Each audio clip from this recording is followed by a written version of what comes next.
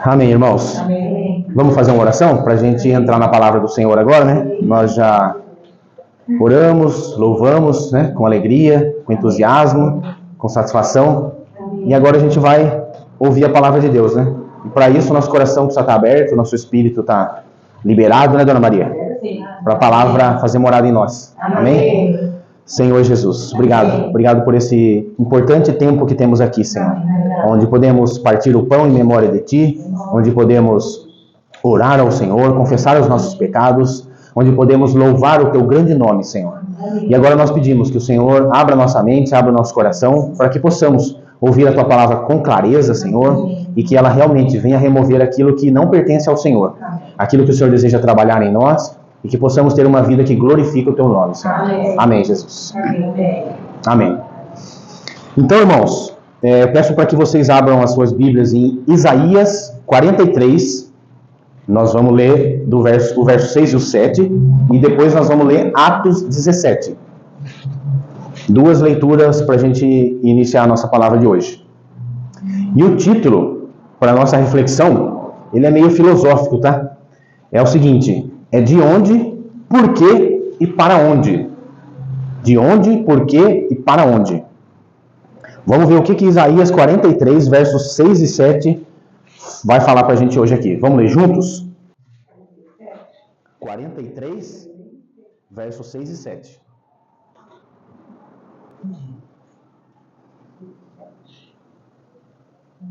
Vamos lá? Direi ao norte, entrega, e ao sul, não retenhas. Trazei meus filhos de longe e minhas filhas das extremidades da terra, a todos os que são chamados pelo meu nome, e os que criei para a minha glória, e que formei e fiz. Amém. Agora dá uma corridinha lá em Atos 17. Pode deixar marcado esse capítulo, tá? Para a gente voltar nele depois. E agora nós vamos para Atos. Atos capítulo 17, uma passagem bem famosa, que muita gente aqui gosta, que eu sei. Do verso 24 até o 31. Amém. 17, 24 até o 31. Vamos ler juntos também? Amém. O Deus que fez o mundo e tudo o que nele existe, sendo ele Senhor do céu e da terra, não habita em santuários feitos por mãos humanas, nem é servido por mãos humanas, como se de alguma coisa precisasse, pois ele mesmo é quem a todos dá vida, respiração e tudo mais. De um só fez toda a raça humana, e para habitar sobre a face da terra, havendo fixado os tempos previamente estabelecidos, e os limites da sua habitação, para buscarem a Deus, se porventura tateando o possam achar, bem que não está longe de cada um de vós, pois nele vivemos e nos movemos e existimos, como alguns de vossos profetas têm dito, porque dele também somos geração. Sendo, pois, geração de Deus, não devemos pensar que a divindade é semelhante ao ouro, à prata ou à pedra, trabalhados pela arte e imaginação do homem. Ora, não levou Deus em conta o tempo da ignorância. Agora, porém, notifica aos homens que todos, em toda parte, se arrependam. Porquanto estabeleceu um dia em que há de julgar o mundo com justiça, por meio de um varão que destinou e acreditou diante de todos, ressuscitando dentre os mortos. Amém. Aqui o apóstolo Paulo dá um verdadeiro resumo do plano de Deus, né? Da sua ação, da sua obra e da sua consumação. Então nós vamos entrar um pouco aqui agora na mensagem para a nossa memorização. De onde, por quê e para onde. Né? Em outras palavras, de onde viemos, quem somos e para onde vamos. Então o título da mensagem de hoje, ela já diz muito do que nós iremos falar. São questões existenciais. Para ser bem legal, a maioria de nós aqui já passou dos 30, certo? E eu acredito que em algum momento da vida nós já fizemos essa pergunta. Quem eu sou, por que eu estou aqui e para onde eu vou? E será que, mesmo já tendo passado dos 30 e já feito essa pergunta, será que nós podemos responder a essas questões com convicção, com firmeza? Será? Mas não se preocupe, essas questões é algo que sempre ocupou a mente humana. Desde os primórdios da humanidade, o homem está tentando responder essas perguntas. Seja a ciência, seja a filosofia ou a religião, todos estão ocupados com esta questão. E quem será que melhor responde a essas perguntas? Quem será? Será a ciência? Será a filosofia? Ou será a religião, a espiritualidade? Bom, só de curioso, eu entrei na inteligência artificial do Google e fiz essa pergunta para a inteligência artificial. Quem somos e para onde vamos? Só perguntei isso. Olha a resposta que me veio. Somos viajantes do cosmos, feitos de poeira estelar e dotados de consciência. Biologicamente, somos uma teia de células evoluídas. Para onde vamos depende do nosso propósito. Caminhar em direção ao conhecimento, construir significado e deixar um legado para o futuro. Essa é a explicação que a inteligência artificial te dá. Que eu e você somos poeira estelar. Nós somos uma teia de células evoluídas. Será que isso responde alguma coisa? Olha, para mim isso aqui não tem sentido nenhum. Mas enfim, é o que nós vamos discutir hoje. Prefiro a versão de um famoso poeta já falecido, Belchior, que ele define assim: sou apenas um rapaz latino-americano, sem dinheiro no banco, sem parentes importantes e vindo do interior. Mas trago na cabeça uma canção de rádio, em que um antigo compositor baiano já dizia: tudo é divino, tudo é maravilhoso. Tá bem melhor do que a IA, né? Mesmo assim, eu não tenho aqui gabarito para entrar em questões científicas ou filosóficas. Não sou cientista, não sou filósofo. Mas acredito que, como filho de Deus, estou no meu lugar de fala aqui para falar um pouco sobre o meu pai e o seu pai. O meu Deus e o seu Deus. Por quê? Porque ele falou no seu plano. Ele não deixou a humanidade no escuro, no acaso. E tudo que ele falou está devidamente registrado na sua palavra, que é a Bíblia, que é o que nós usamos diariamente nos cultos, em casa, onde nós podemos extrair o plano de Deus para a nossa vida. E tudo que ele diz é verdade, não muda. Ele cumpre, já cumpriu e ainda cumprirá o que ainda não foi cumprido. E nem a ciência, nem a filosofia pode provar o contrário. A ciência pode ter a versão dela, a filosofia tem a versão dela. Mas provar que Deus não existe, isso ninguém pode fazer. Então, eles também vivem uma questão de fé. Crer que Deus não existe. Mas nós cremos que Deus existe. E como nós lemos em Atos 17, Ele é o Criador de todas as coisas. Ele criou os céus e a terra. Criou o homem e colocou dentro do homem o seu sopro, a sua vida. Amém? Amém. Então, 5 questões que nós vamos abordar aqui. Por que Deus nos criou? A nossa falha em viver pelo motivo pelo qual fomos criados. Onde Cristo entra nessa história e como vivemos depois de Cristo. E onde tudo isso acaba. Ok? 5 pontos. Vou começar dando um spoiler. Todos esses pontos citados aqui se relacionam com um assunto: a glória de Deus. Foi o que nós cantamos aqui anteriormente, né? Então, tópico número 1. A pergunta: por que Deus nos criou? A resposta: nós lemos em Isaías 43. Ele fala que ele nos criou para a sua glória. Né? Ele chama seus filhos do norte, do sul, entrega porque eu os criei para a minha glória. Então, isso não significa que ele nos criou para aumentar a sua glória. Significa isso? Então, quanto mais pessoas Deus criar, mais a sua glória vai aumentar? Não. Deus já é glorioso o suficiente. Lembra da oração de Jesus, em Mateus 6, ali, a oração famosa do Pai Nosso? Onde ele diz o seguinte: santificado seja o teu nome. Será que o nome de Deus pode ser mais santo do que já é? Não pode. Ele já é santo o suficiente. Então, o que Jesus estava querendo nos dizer? É que, através da sua vida em nós, através de andarmos segundo a sua palavra, nós iríamos expressar, representar a santidade de Deus aqui na terra. Nós iríamos exibir a glória de Cristo. exibir a glória de Deus. Essa é a nossa missão. Então nós fomos criados para a glória de Deus e glorificar a Deus em tudo que fizermos, seja em casa, seja no trabalho, seja onde for. É um privilégio para nós, né, poder fazer isso, glorificar o Senhor, santificar o Senhor na nossa vida. Então nós já temos uma premissa aqui, nós já temos uma ideia inicial. Há um Deus e somos suas criaturas. Irmãos, só esses dois tópicos já dá muito pano para manga, tá? Existe um Deus e nós somos suas criaturas.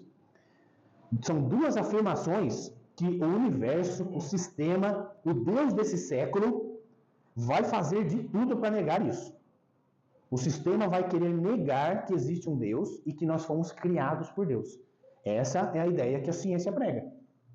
Não há Deus, nós somos poeira cósmica, né? Houve uma explosão lá, um Big Bang, coisa e tal, e o negócio foi evoluindo. Mas isso não diz nada, não diz nada. Veja que a própria Bíblia, ela não se esforça em explicar Deus. Como que a Bíblia começa? Gênesis 1:1. No princípio, criou Deus os céus e a terra. Então a Bíblia já começa afirmando que Deus existe. Ela não vai se ocupar de falar assim, existe um ser que é criador, que é todo-poderoso, que já existia. Não, ela já começa falando, criou Deus os céus e a terra. Deus existe. E depois em Gênesis 1:27, Deus criou, pois, o homem à sua imagem. A imagem de Deus o criou. Homem e mulher os criou. Então aqui nós temos outra afirmação. Existe Deus e Ele nos criou. Nos criou prontos, da forma que Ele desejou. Nós não somos evoluídos de um ser unicelular, de uma ameba. Nós somos criados prontos, né? Pelo próprio Deus. E outra coisa, nós somos diferentes de toda a criação. Isso é um privilégio. Porque as outras criações de Deus, Ele dizia, né? Faça isso, faça aquilo, aconteça assim, aconteça assado. Mas quando Ele foi criar o homem, Ele foi lá e moldou o homem do pó da terra, com as suas mãos, e soprou dentro dele a sua própria vida. Nenhuma outra criatura recebeu esse privilégio. E nós fomos criados à imagem e semelhança de Deus. Nós somos diferentes de toda a criação. Isso é um privilégio, mas também nos traz responsabilidades, ok? A teologia explica isso de uma forma de mandatos, né? São ordenanças. Então, quando Deus cria o homem, Ele também dá responsabilidade a esse homem. A teologia chama isso de mandato espiritual, mandato social e mandato cultural. O que isso quer dizer? Mandato espiritual. Nós fomos criados por Deus para ter um relacionamento com Ele. Então, o homem se relaciona com Deus e Deus se relaciona com o homem. Esse é o espiritual. O social é que esse homem deveria se unir à sua esposa, se tornar uma só carne e se multiplicar e encher a terra. Então, o homem deveria constituir uma família. Uma família ordenada por Deus, criada da forma que Deus planejou. Ter filhos, se multiplicar, isso seria a parte social. E a parte cultural tem a ver com a responsabilidade de cuidar do cosmos, de cuidar do universo. Ele colocou o homem no centro do jardim e disse que o homem deveria guardar e cultivar o jardim. Então isso diz respeito ao que nós fazemos, às nossas responsabilidades. Como pai, como mãe, como profissional, como estudante, como cidadão, nós temos responsabilidades em cuidar desse universo, desse planeta onde Deus nos colocou, para restaurar minimamente a ordem. Porque nós vemos que o mundo está em caos. E aí agora Deus nos coloca para trazer ordem ao caos. Seja a ordem na minha própria vida, no meu casamento, na minha família, no meu trabalho, aonde eu estiver, eu sou responsável por cuidar. Hoje tem uma pauta muito forte que é da ecologia, da natureza. Mas essa pauta é nossa, é dos cristãos. Nós deveríamos estar mais engajados com isso, falando disso. Por quê? Porque nós somos responsáveis em cuidar de toda a criação. Nós não devemos maltratar os animais, não devemos desmatar, poluir, contaminar, nada disso. Muito pelo contrário. A nossa função é de guardar, de cultivar, de proteger. Essa função Deus nos delegou.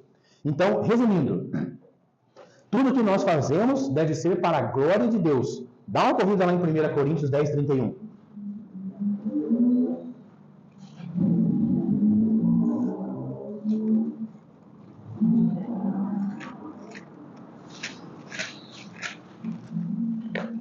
1 Coríntios 10, 31. Vamos lá.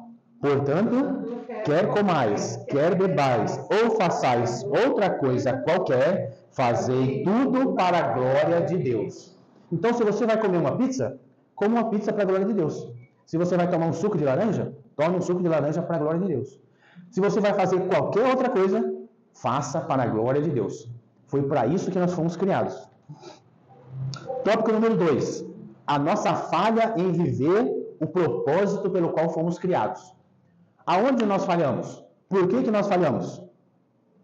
E falhamos miseravelmente ainda, né? Não é uma falha comum. O John Piper, ele diz o seguinte: nós falhamos porque nós não estamos satisfeitos nele. Deus é mais glorificado em nós quando estamos mais satisfeitos nele. O nosso problema, irmãos, desde do nosso primeiro pai, Adão, que deu origem a toda a humanidade, nós buscamos satisfação em outras coisas. E isso nos afasta de Deus. E isso nos faz falharmos miseravelmente em glorificar Deus. Lembra do que Deus disse para Adão? Colocou ele no meio do jardim, repleto de árvores, e disse que ele poderia se alimentar de todas as árvores do jardim. Olha só, eu acho que não era pouca coisa. Deveria ter muita coisa à disposição dele. Mas ele não estava satisfeito nisso. Ele foi buscar satisfação aonde Deus disse que ele não deveria ir buscar satisfação. Então, essa é a nossa falha. Assim como nosso pai Adão falhou nisso, nós também falhamos. Nós buscamos satisfação em outras coisas e não em Deus. Nós cantamos aí, né? Que Ele nos satisfaz. Ele nos preenche. Então, qual que é o nosso maior desafio hoje? Estar satisfeitos em Deus. Imagina, se você é convidado para um jantar, para um almoço, e ali tem aquela mesa linda, repleta, muito variada, muita coisa, e você come, farta-se, sacia-se completamente. Você vai sentir desejo de mais alguma coisa? Né? Se depois passar o garçom ou o anfitrião te oferecer mais alguma coisa, você vai querer? Não, por quê? Porque você já está satisfeito, você não quer outra coisa, você não vai buscar outra coisa. Assim deveria ser a nossa vida com Deus. Quanto mais satisfeito nele eu estou, mais ele é glorificado. Porque isso vai nos impedir de buscar outras coisas. Satisfação em outras coisas. Então, por que nós falamos? Romanos 3, 23 também nos fala. Todos pecaram e carecem da glória de Deus. Todos pecaram, sem exceção. Adão e Eva pecou. E eles foram o primeiro casal criado por Deus. E a partir dele, toda a geração nasceu em pecado. Lembra que Davi falou? Em pecado me concebeu minha mãe. Não quer dizer que a mãe dele adulterou, estava praticando pecado, que muita gente traduz dessa forma, né? Que a mãe de Davi era uma pecadora, adúltera, enfim. Ela era uma pecadora como nós somos, porque nós nascemos em pecado. O pecado está enraizado em nós. Então Davi sabia disso, que mesmo uma criança inocente nasce pecadora e carece da glória de Deus. Em algumas versões, essa palavra carecem, ela é usada como destituídos. O primeiro casal, antes do pecado, possuía essa capacidade de glorificar a Deus. Mas após a queda, nós fomos destituídos da glória de Deus. Destituídos é afastado, privado, desprovido. Então nós não temos mais a glória de Deus.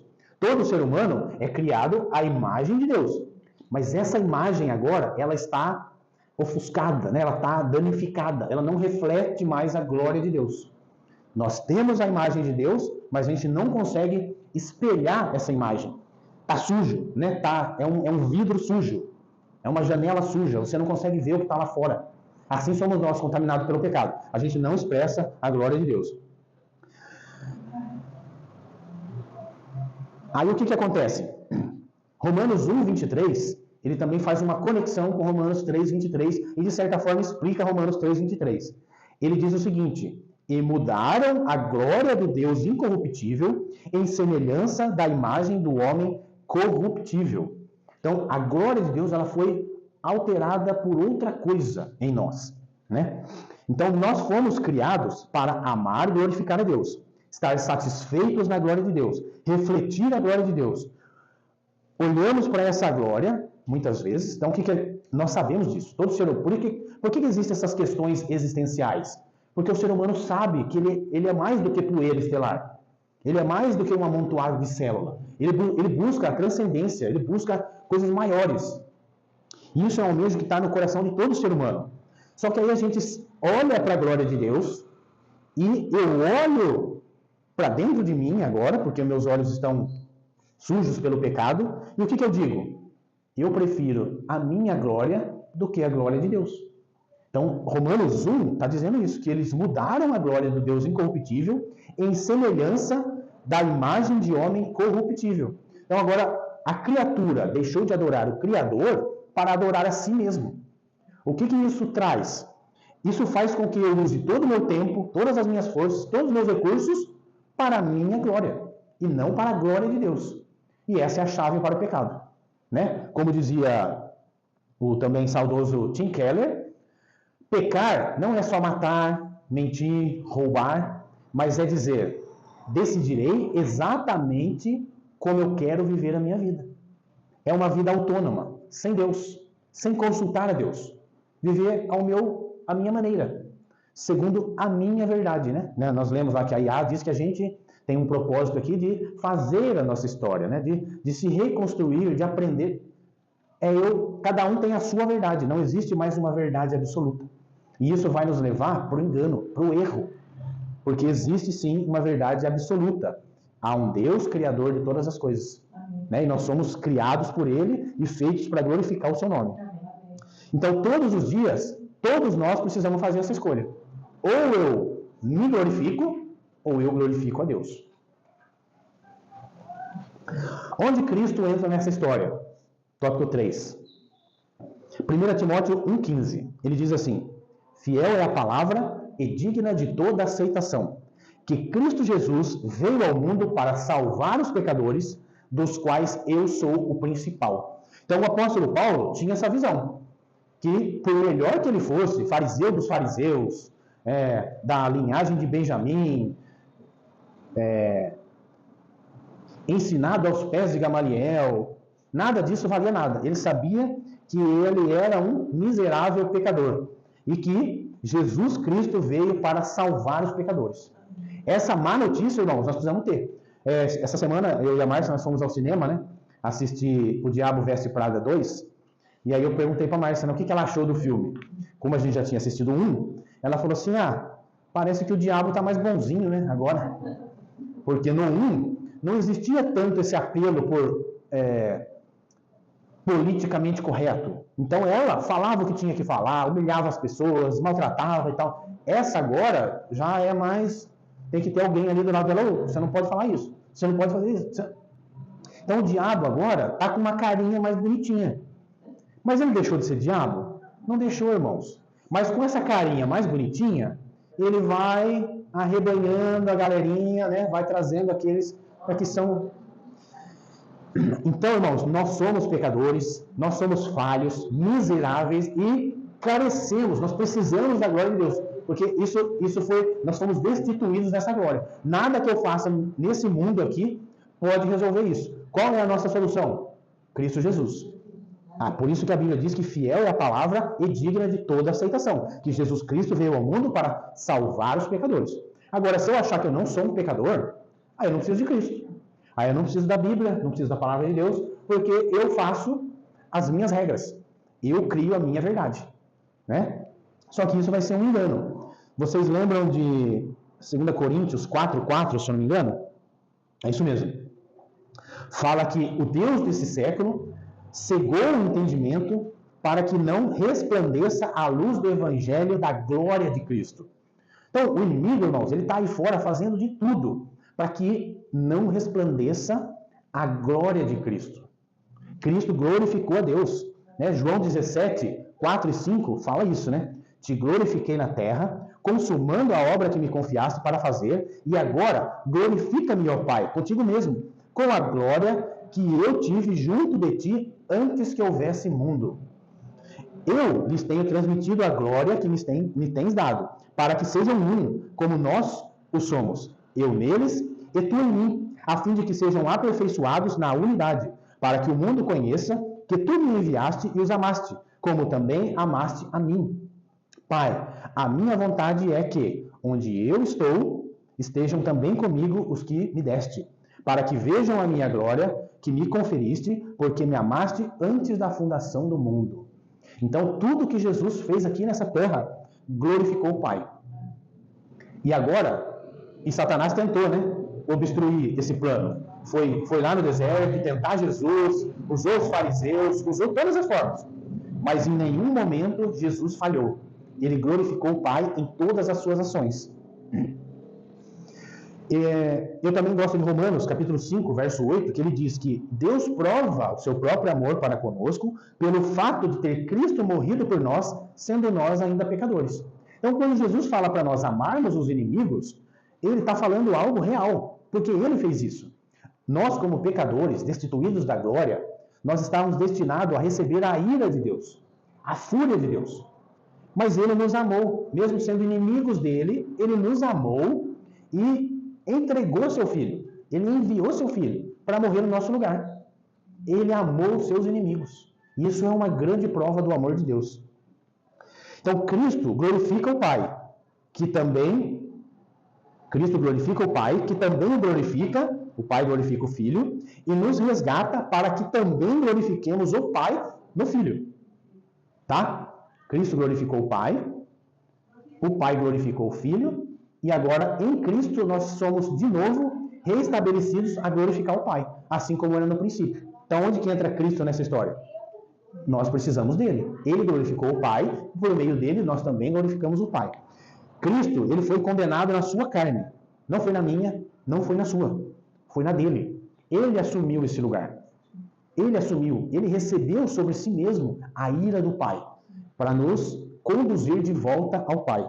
Então, agora, reconciliados, podemos glorificar o Pai no Filho. Amém? Então, é aí que Jesus entra nessa história. Ele nos resgata, ele morre no nosso lugar, ele paga a nossa dívida e agora ele restitui a glória que nós perdemos. 4. Como vivemos depois de Cristo? Agora é o nosso desafio. Todos que estamos aqui, cremos no Senhor Jesus, cremos na sua obra salvadora, redentora e confessamos Ele como nosso Salvador e como nosso Senhor. Como nós vivemos agora, depois de crer em Jesus Cristo e na sua obra redentora? Veja Romanos 4, do 18 ao 21. Abraão, esperando contra a esperança, creu, para vir ser pai de muitas nações, segundo lhe fora dito. Assim será a tua descendência. E sem enfraquecer na fé, embora levasse em conta o seu próprio corpo amortecido, sendo já de 100 anos e a idade avançada de Sara, não duvidou, por incredulidade, da promessa de Deus, mas pela fé se fortaleceu, dando glória a Deus, estando plenamente convicto de que ele era poderoso para cumprir o que prometera. Então, Abraão glorificou a Deus, andou por fé, não olhou para o seu estado, para a sua velhice, para as suas limitações, ele creu na palavra de Deus. E isso foi imputado a ele como justiça, porque foi pela fé. E assim nós também somos, é pela fé. Abraão olhava a promessa de Deus de um Messias. Nós aqui hoje, 2000 anos após Cristo, nós cremos na palavra de que o Messias já veio e que ele voltará para finalizar, consumar a obra do Pai. Amém? Então nós somos justificados pela fé, independente de obras. Abraão creu antes de fazer obras, antes de ser circuncidado. É pela fé. Ele creu na palavra de Deus, independente das nossas falhas. Então, quando nós focamos em Jesus, colocamos a nossa fé nele e dizemos: Senhor, Tu és a minha única esperança. Confio somente em Ti. Glorificamos a Deus, porque Ele glorificou o Pai, 100%. Então, Abraão não duvidou, mas creu, e sua fé glorificou a Deus. Confiar nele é o mesmo que estar satisfeito nele. E isso nos leva para 2 Coríntios 3,18. 2 Coríntios 3,18 diz o seguinte: E todos nós, com o rosto desvendado, contemplando como por espelho a glória do Senhor, somos transformados de glória em glória, na sua própria imagem, como pelo Senhor, o Espírito. Então, assim a nossa vida começa a mudar, irmãos. Quando a gente começa a olhar para o Senhor, contemplar o Senhor e nos satisfazermos nele, nós somos mudados de glória em glória, né? A gente dá uma escorregada, comete um deslize aqui, outro ali, mas continua olhando para o Senhor e falou: Senhor, perdão, eu fraquejei aqui, caí aqui, mas eu quero continuar olhando para o Senhor. Me glorifica, né? Assim como o Senhor glorificou o Pai aqui, eu quero glorificar o teu nome aqui, através da minha vida. Então nós olhamos para o Senhor e não mais adoramos a criatura. Então eu paro de olhar para o espelho e ver a minha própria imagem refletida no espelho e falo: eu vou glorificar a mim mesmo. Não, agora nós olhamos para o Senhor, né? E vemos a imagem do Senhor. E refletimos essa imagem e espelhamos essa imagem. E aí nós somos transformados. É por contemplar o Senhor, é por estar satisfeito nele. Nós não vamos buscar outras coisas. A nossa alegria está no Senhor. Não foi isso que o apóstolo Paulo disse lá em Filipenses, né? Ele já estava de idade avançada, debilitado, açoites, preso, mas ele disse: alegrai-vos. Outra vez vos digo, alegrai-vos. Mas a nossa alegria é no Senhor, não é na nossa condição, é no Senhor. E onde tudo isso acaba? Então, como nós vivemos, né, o anterior, como nós vivemos depois de Cristo, é como nós dissemos em 1 Coríntios 10:31. Quer você coma, quer você beba, quer você faça qualquer outra coisa, faça para a glória de Cristo. Então, estou em casa, estou com a minha esposa, estou com os meus filhos, estou com os meus parentes, estou com os meus amigos, estou no meu trabalho, estou na escola, estou na rua, estou no trânsito. Lembre-se que a glória do Senhor precisa ser refletida em nós, seja no que nós fizermos. Então, onde tudo isso vai acabar? Aonde termina? Lembra das questões iniciais? Quem somos, né? Por que estamos aqui e para onde vamos? Então, haverá uma consumação. Um dia, tudo isso vai mudar, vai acabar, na verdade. Dá uma olhadinha em Abacuque, capítulo 2, verso 14.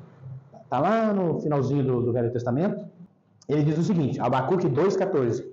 Pois a terra se encherá do conhecimento da glória do Senhor, como as águas cobrem o mar.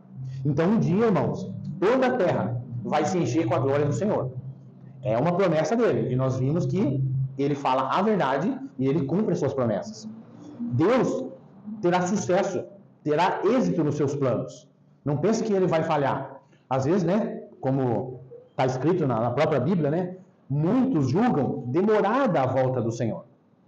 Mas isso é porque ele nos ama. E ele ama muitos outros ainda. Ele está dando oportunidade para que nos arrependamos e voltemos para ele. Olhemos para ele como autor e consumador da fé.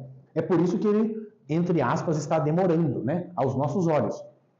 Mas ele vai cumprir o seu plano com sucesso. E tudo que ele criou vai ser restaurado e vai glorificar o seu nome. Né? Romanos 8,18 diz assim: porque para mim tenho por certo que os sofrimentos do tempo presente não podem ser comparados com a glória a ser revelada em nós. Então haverá uma glória aí, irmãos, a ser revelada. E Deus vai nos usar para isso. Ele vai mostrar, né? Em Efésios fala isso, que nós somos obra-prima de Deus. Então ele pegou aquele material sem valor, destituído da glória de Deus, e começou a trabalhar nesse material.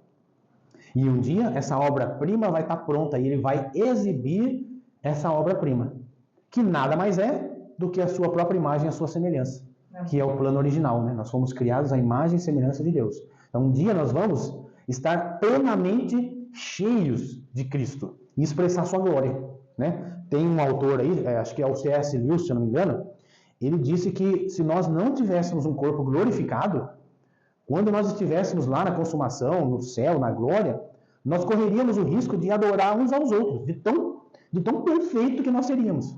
Mas nós teríamos corpos ressurretos e glorificados, onde nós olharemos unicamente para o Senhor e faremos o que os anjos fazem. Eles olham para o Senhor e dizem: Santo, Santo, Santo. Nós vamos ficar a eternidade contemplando esse Deus que é glorioso, santo, maravilhoso. Tá? Não pode ficar preocupado, nós não vamos adorar uns aos outros. Não devemos fazer isso aqui e não faremos isso na eternidade. Então não desanime. Muitas vezes você pode estar vivendo que não vive como deveria estar vivendo, não é? Muitas vezes isso não passa na nossa cabeça. Senhor, mas eu já conheço tanto da sua palavra, já ouvi tanto do Senhor, já chorei aos seus pés, eu estou aqui de novo fazendo isso aqui. Não desanime, irmãos. Ele vai completar a boa obra que ele começou em nós. Né? O que nós não podemos fazer é deixar de congregar, é deixar de olhar para o Senhor, é deixar de contemplar o Senhor. Porque quando nós fazemos isso, nós nos afastamos dele e vamos pecar. Isso é fato. Nós somos pecadores. O que nos blinda contra o pecado é estar satisfeitos em Cristo. Amém. Aí nós não buscamos mais nada. Então, muitas vezes, você acha que não estão valorizando. Muitas vezes, os nossos familiares, os nossos amigos, vão nos menosprezar, vão nos ridicularizar, achar que o nosso padrão de vida é ultrapassado, né? É cafona, não tem valor. Mas, irmãos, nós sabemos a quem nós servimos, né? Nós sabemos o que o Senhor fez por nós. E a resposta que nós damos ao que Deus fez por nós é de valorizar a obra de Cristo e viver unicamente e plenamente para Ele. Então não se preocupe, um dia nós seremos engolidos para dentro da eternidade e da cidade santa, Nova Jerusalém, onde antes tudo era parcial, né? Nesse mundo tudo é parcial, não é completo, tem falhas, mas a Nova Jerusalém será plena e gloriosa, e é onde nós habitaremos. Apocalipse 21, 10, 11, ele diz: e me transportou em espírito até uma grande e elevada montanha e me mostrou a santa cidade, a santa Jerusalém, que descia do céu da parte de Deus, a qual tem a glória de Deus. Então você vê que a cidade santa que Deus está edificando, que era o que Abraão contemplava, né? Você viu que Abraão ele não edificava cidades, mas ele olhava para a cidade que Deus estava edificando, a Nova Jerusalém.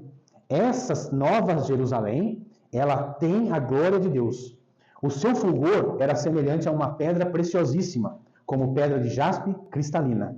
Do 23 ao 26 ele diz: a cidade não precisa de sol, nem de lua para lhe darem claridade, pois a glória de Deus a iluminou.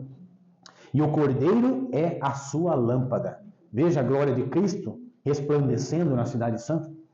As nações andarão mediante a sua luz, e os reis da terra lhe trazem a sua glória.